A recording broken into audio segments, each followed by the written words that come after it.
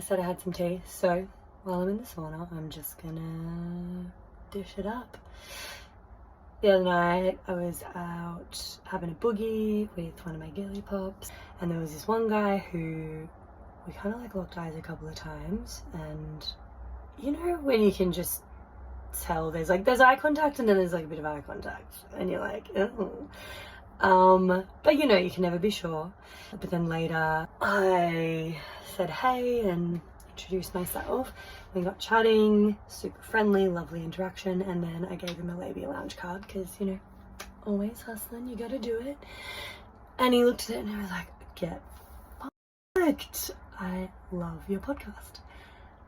Which is wild. He's apparently listened to quite a lot of it. So that was cool. That was exciting. I felt a bit famous. And so swapped details, and then he hit me up and we organised to hang out. I wasn't sure whether there were actual vibes or just friendship vibes. A few things led me to believe like, oh, okay, no, just friend vibes. But then I was also picking up on maybe some level of charge there between us. So I was kind of uncertain, but I always try to just go into these things with like the expectation or the assumption that, like, you know, someone is like probably partnered or not interested, and then treat it like just a new friendship or connection. And then if something else kind of unfolds or blossoms, then bonus. But if not, yeah, I don't want to be going into it making assumptions and putting expectations or pressure on something, you know. Anyway, so in the lead up, he's being really like solid and like reliable and attentive, and just, you know, texting to see if he should bring snacks and what are my dietary requirements, and confirming on the day and looking forward to seeing you. And I was like, okay, this is highly refreshing and unfortunately quite rare. If you've tried to liaise with men lately, you know, this is a real generalization, but it's not usually so seamless and full of reciprocal effort.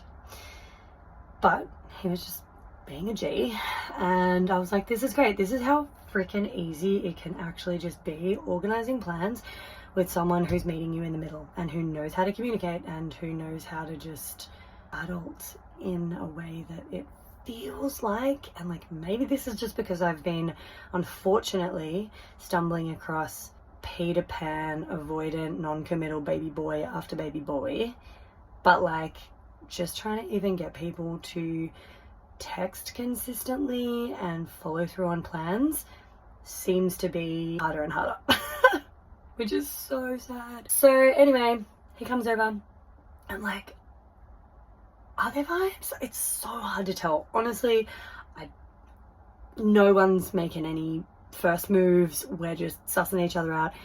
He pretty much knows like as much as you can know about someone you've never met before because he's listened to a lot of my podcast.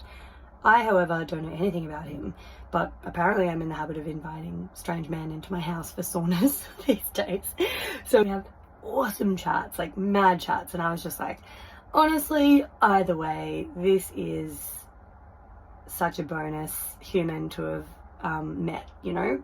Great new friend, if that's what it is, and if there's vibes, cool. But yeah, like at different points in conversation, he's mentioned partners. I'm like, are they current? Are they past? Are they like, you know, there was a few little things that kind of made me think, oh, okay, yeah, he's taken. Anyway, eventually talk about relationship styles and things like that. And he tells me that he's non-monogamous. And so he has partners he's seeing long term, but he's open to meeting new people and engaging in intimacy. So I was like, oh, okay, this makes sense now. That all checks out. I wasn't imagining the vibes. There's totally a vibes. And I also wasn't imagining that there's potential partners in the picture. So anyway, once that was on the table, I was like, okay, we're on here. So pretty much after that conversation, we've hopped in the sauna, and I was complaining about having a really dry mouth. I'm in the sauna, it's late, it's been a long day, I'm dehydrated, I'm just a little cornflake. And so I was like, well, I've got a really, really dry mouth. And he was like, if anything, I've got a surplus of, I'm a bit drooly. And I was like, okay, all right. I'm not going to take the bait. Anyway, kept chatting, and then I think maybe I mentioned like, oh my god, I need to sort some water, my mouth's so dry, and he was like, oh god, I can barely even repeat it. It was so cringe. It was so lame. Oh my god. And he's like said that it's okay for me to share this, by the way. He said, I can't even remember the exact words, but he said something about how he had a lot of saliva and that he could maybe like help me out, or maybe we could like work as a team. I don't know. I wish I remember the wording, but it was bad. It was so bad. And I was like, well, that's a dry mouth and a dry pussy. I can't reward that with a pash. Not that I'm not down for a pash. And you know what? Not that I'm not down for a pash. And you know what? It did the trick as a line because it showed me that like he was keen. And so I was like, okay, cool. I can work with that. But I just like, I couldn't bring myself to make a kiss happen immediately after a line like that. I just couldn't bear it. So anyway, even though I was like, oh god, I'm cringing so much internally, like both of us were, like he knew it was so dorky. He was like, dear god, I'm sure his internal dialogue was just like, can't believe I said that. That was like the lamest thing ever. But I was like, oh, we're definitely going to mac on in the next 30 minutes. That's for sure. But I bided my time. And then, yeah, later on when we got out of the sauna, I made it happen. Okay, I'm back. I got way too sweaty. I needed to put my hair up. Anyway, so the thing is, he's non-monogamous. Generally, like for me, that's an ick. I'm just not about it. I've been there, done that. I did the poly thing for years. I, don't judge anyone that's in an E&M situation. Love that for them. I know it works for some people. I am not one of them. And I'm at peace with that. And I've explored that. So I can safely say it's not what I'm after and it's not what I'm looking for ultimately. So the search for the fella continues. But I ain't mad about having a little F with B while I navigate this campaign, especially since he is super on board with all of this. Not only not freaked out by it or intimidated by it or any of that, but thinks it's dope, very encouraging, very supportive.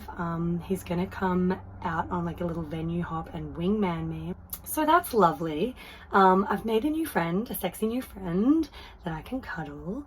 And yeah, I guess like the main thing for me is like navigating what inevitably happens when I have a lovely connection with someone and I have great intimacy. Inevitably that's gonna have to taper off and we'll have to transition it to a friendship. And I've nailed the dismount before. I've definitely had these arrangements, and a lot of my friends, like, we used to bone. We totally boned it out back in the day, and now we're just great friends. So I know it's possible, but always kind of wary that I'm such a lover girl. I don't like having to put things in a category that are like, okay, don't get feelings, don't fall in love, don't get your hopes up, don't have any expectations on something, like, because that's what this has to be. Like, he's what my friend calls career E&M. He's what my friend calls career E&M. So like, just like by nature, ethical non-monogamy is the way he relates and wants to relate ongoing. That's not going to change. And I'm career monog these days.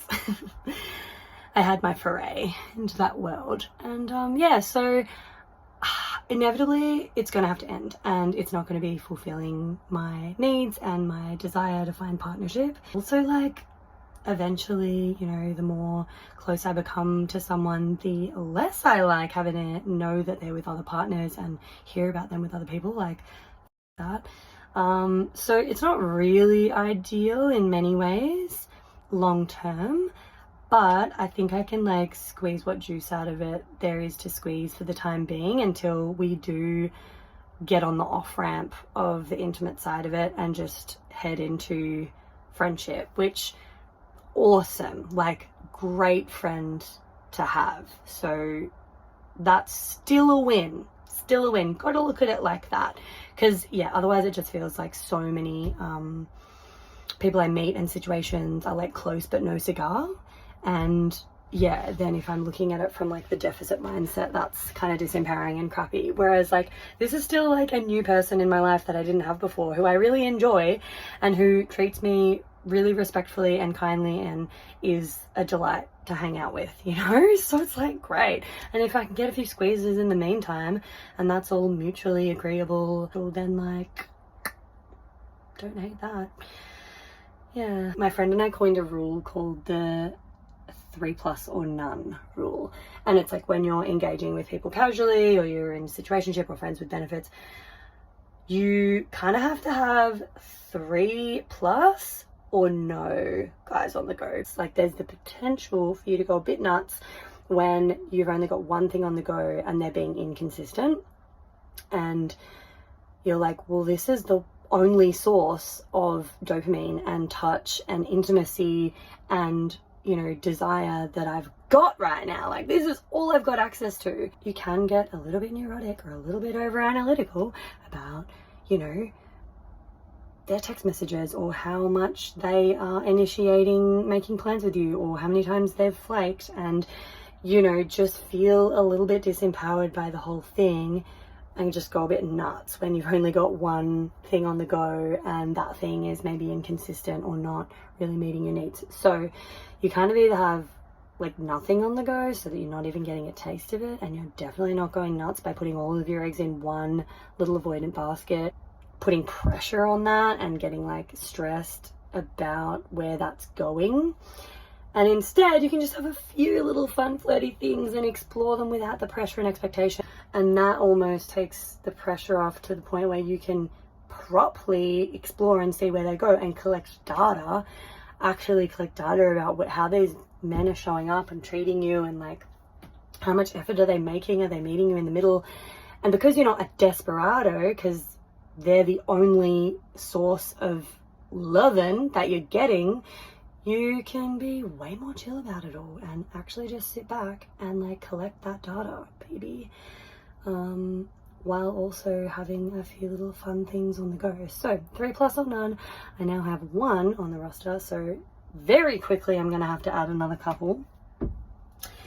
And yeah, I think that will be the key to managing, yeah, the uncomfortable feelings that come for me with dating someone who's E&M, because it's not my preference, but he also apparently has some hot friends that he's going to set me up with, so we love that.